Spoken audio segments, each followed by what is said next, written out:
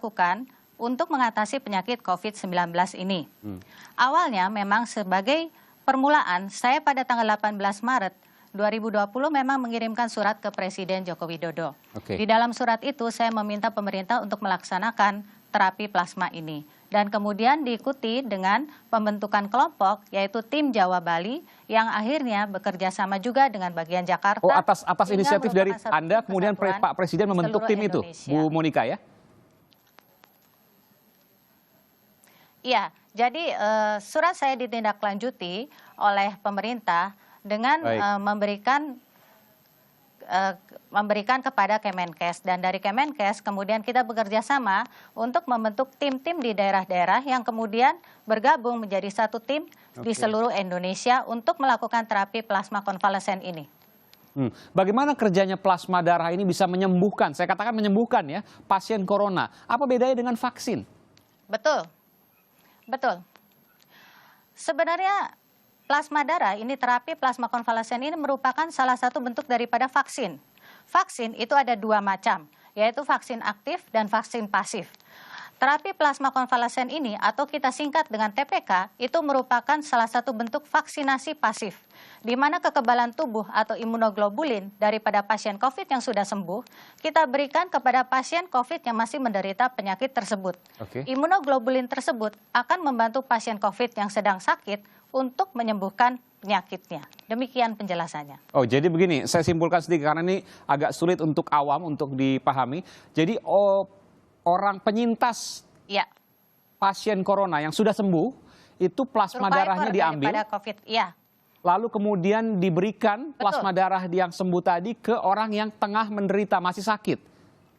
Betul. Dan hasilnya sembuh? Betul sekali. Jadi plasma darah, iya.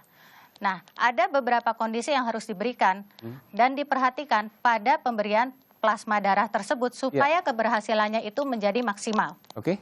Ya.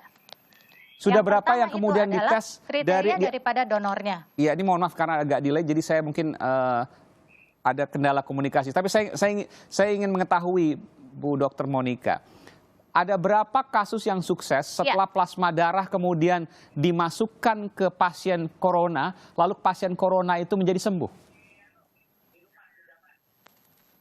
Iya, sebenarnya penelitian yang dilakukan di Cina itu dilakukan pada 10 orang, ada juga pada 5 orang. Itu semuanya sembuh. Penelitian yang dilakukan di Korea itu pada 2 orang, itu semuanya sembuh. Semua penelitian itu dilakukan pada pasien-pasien kritis yang berada di dalam ventilator, di dalam ICU. Dan semuanya menunjukkan perbaikan, dan sebagian besar dari pasien tersebut telah dapat pulang ke rumah. Dan untuk di Indonesia sendiri, kita sedang mulai program-program untuk pengumpulan donor.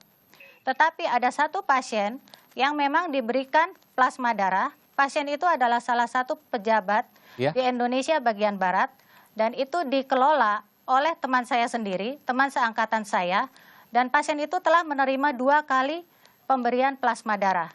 Pada saat datang, pasien itu dalam keadaan yang sangat berat, dan saat ini pasien itu mulai belajar bernafas sendiri dan mulai kembali kesadarannya. Itu adalah pasien pertama yang diberikan terapi plasma konvalesen di Indonesia sesuai dengan protap yang telah kami buat. Demikian penjelasannya. Tentu identitas, Anda katakan tadi identitasnya tidak bisa disampaikan, tapi ada salah seorang pejabat ya yang kemudian baik, saya akan segera kembali ke Universitas Airlangga nanti, juga ke Bu Dr. Monika untuk kemudian membahas lebih lanjut. Ini ada sebuah harapan baru dalam penyembuhan penyakit corona yang ada di Indonesia. Kita akan segera kembali, saudara, dari kabar baik ini.